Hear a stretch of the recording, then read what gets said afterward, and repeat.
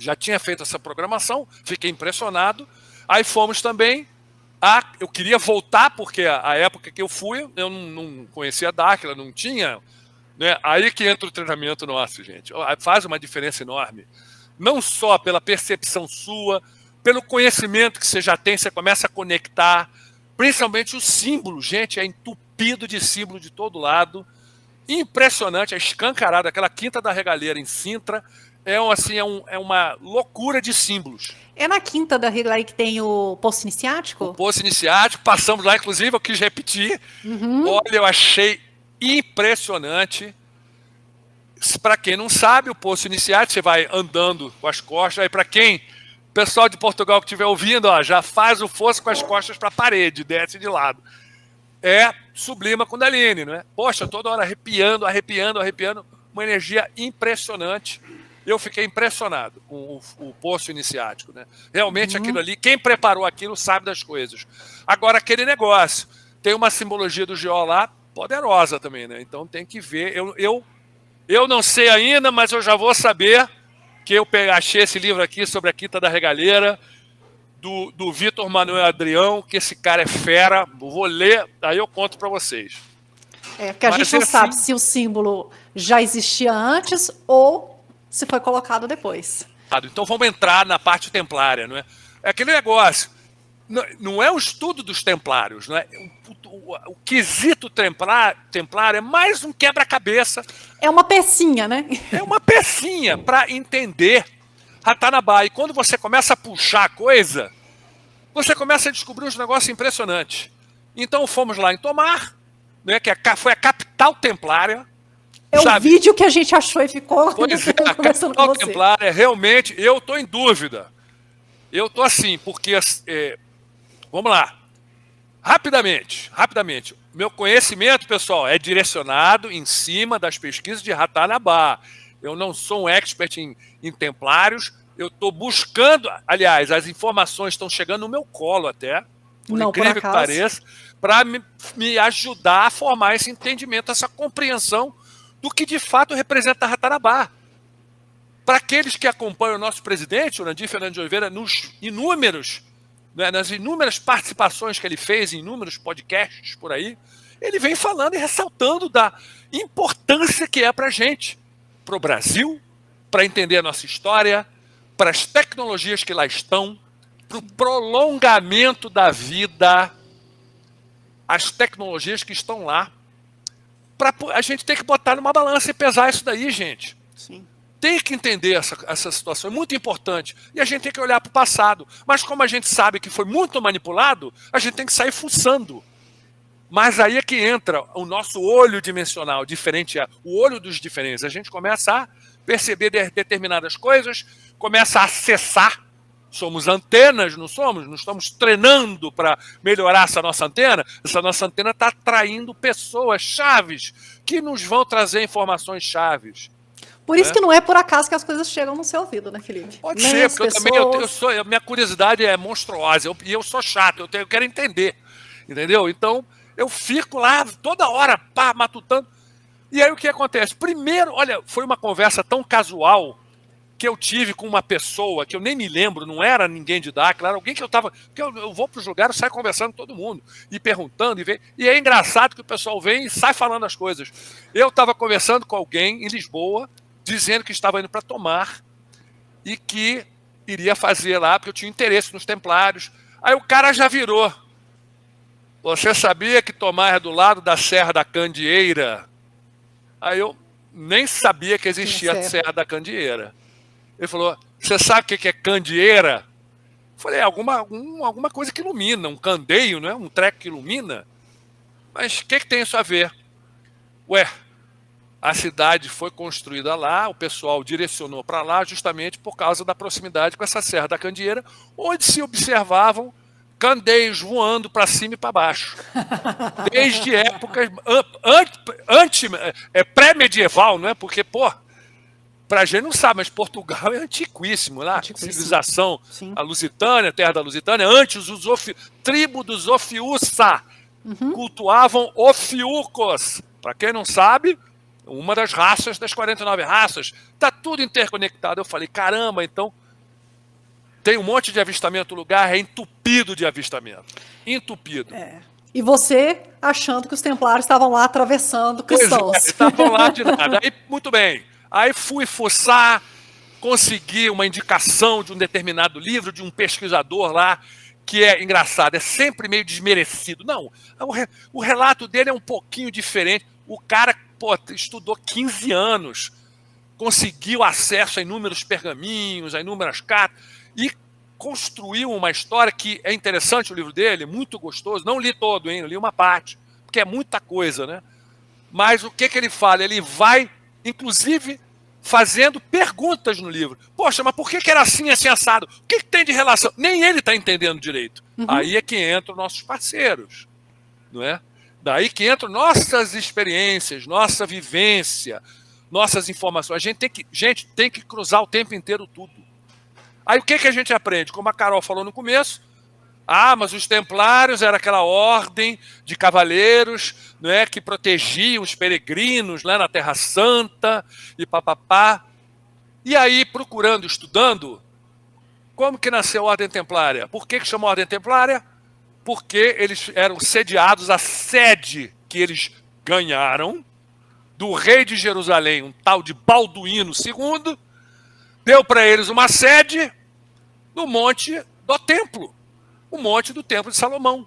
Para quem não sabe, hoje está lá a Mesquita de Al-Aqsa, que é o segundo lugar mais sagrado dos muçulmanos, depois da Kaaba e Meca. É lá. E não só. Lá também é o lugar mais sagrado para os judeus.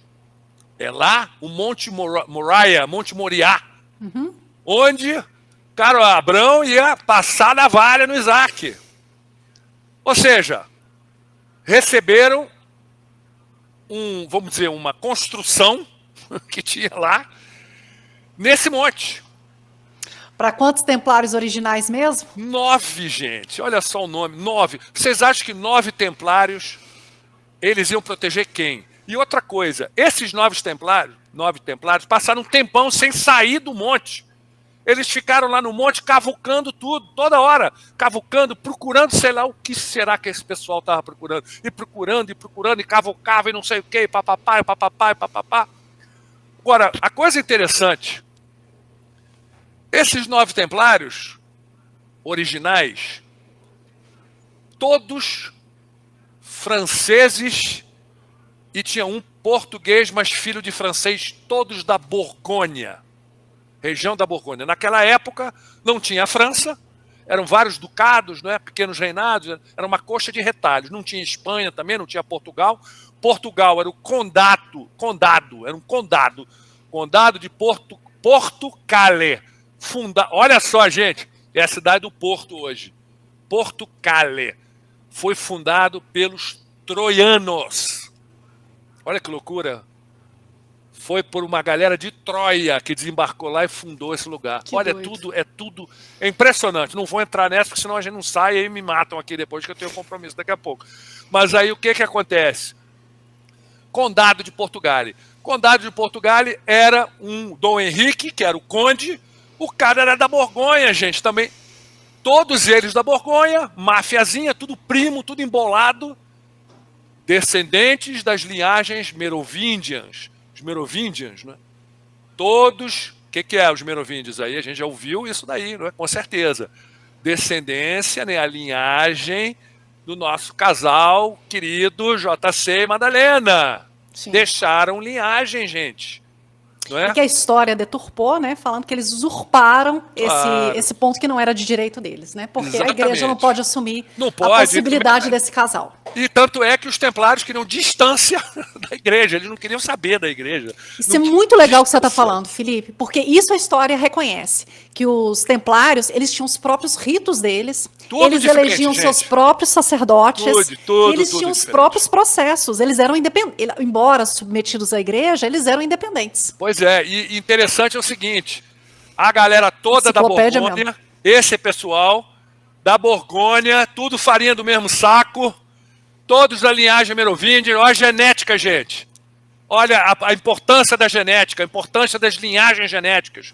Olha o Biluzinho lá, e de Belzinho, Pradir, Ah, você, estou falando em coreano arcaico para puxar a sua linhagem. Eles têm essa preocupação. Eles têm essa preocupação. Os templários, aí olha a maldade, entre aspas, né, maldade. Eles todos já se combinando, né? O cara, o Dom Henriques, que era o conde de Portugal, Borgonha, casado com a filha bastarda do rei de Leão e Castela, que não tinha Espanha. O que aconteceu? Teve um filho, Afonso Henriques, que veio a ser o primeiro rei de Portugal. Só que o que acontece? O Dom Henrique, o conde, foi 2 vezes para a Palestina ficar embolado com esses templários. O que esse pessoal estava... Gente, o que esse pessoal estava armando por lá? Furando, cavucando o monte do templo lá, o Monte Moria, o templo onde foi, né, o templo de Salomão. Estavam buscando coisas. O que eles estavam buscando, gente? O que eles estavam procurando? Que conhecimento tão valioso que ninguém sabe. Vão falar de Santo Graal, que a taça que Jesus usou. Gente, isso é conversa para boi dormir, isso é misticismo, isso é para desviar, isso é para contar para os carneirinhos, para ninguém, né, ficar olhando. Não é nada disso, gente, não é absolutamente nada disso. E outra coisa, eles armaram tudo para quê? Eles tinham como objetivo fazer Portugal o primeiro Estado-nação da Europa, e fizeram. Teve toda uma armação, não dá para explicar tudo, nem eu tenho ainda essas peças na minha mão.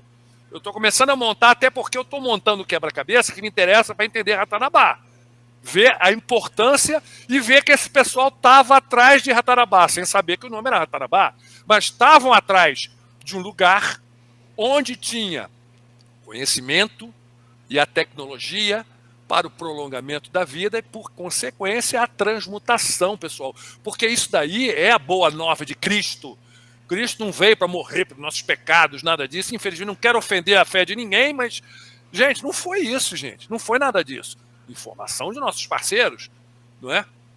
E justamente ele veio trazer para a gente o que? A tecnologia mental e a tecnologia transmutativa para prolongamento de vida e, por consequência, não é? Com muito treinamento, suando a camisa, porque não cai do céu, o processo transmutativo.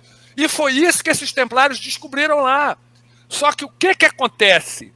Esses caras já foram para a Palestina, não era Palestina na época, mas foram para Jerusalém já com essa intenção. Aí é que eu digo, não tem esse embasamento histórico.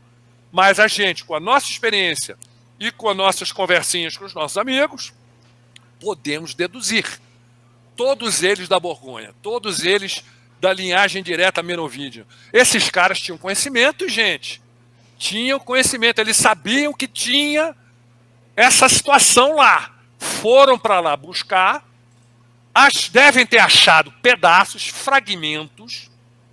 Aí falaram, bem, vamos lá, montar um Estado-nação, que já era o projeto deles. Eles tinham um projeto muito interessante, sim, que tornou Portugal muito próspero.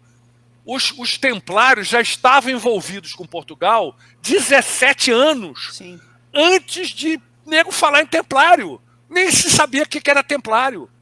Não se sabia. Então, o que acontece? Eles já foram envolvidos com o Dom Henrique, que era o conde de Portugal, ajudaram ele, porque eles eram exímios militares, eles tinham conhecimento diferenciado, gente, eles eram diferenciados, eles tinham entendimento diferenciado, os caras eram umas feras. Eram sacerdotes guerreiros, né? Exatamente. E não só, hein? Sacerdotes, guerreiros e mercadores. Sim, primeiro banco da nasce deles. Da Europa, porque começou na Suméria, os bancos, sim, né? sim. Mas olha só, lembra? Os guerreiros, os sábios, guerreiros, alquimistas, mercadores, que os seres falam sempre? Sim. Então, sim. E eles ajudaram o caro Dom Henrique a expulsar os mouros, não é? E expulsou e foi descendo.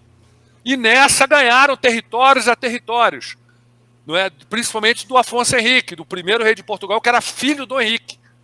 E foi criado por templários. Ele foi, como é que chama? Ele foi preparado desde criança. Aí quando ele foi, vamos dizer, consagrado cavaleiro, 14 anos, o moleque tinha quase 2 metros de altura. Olha só a loucura, né? Olha, era um cara diferente.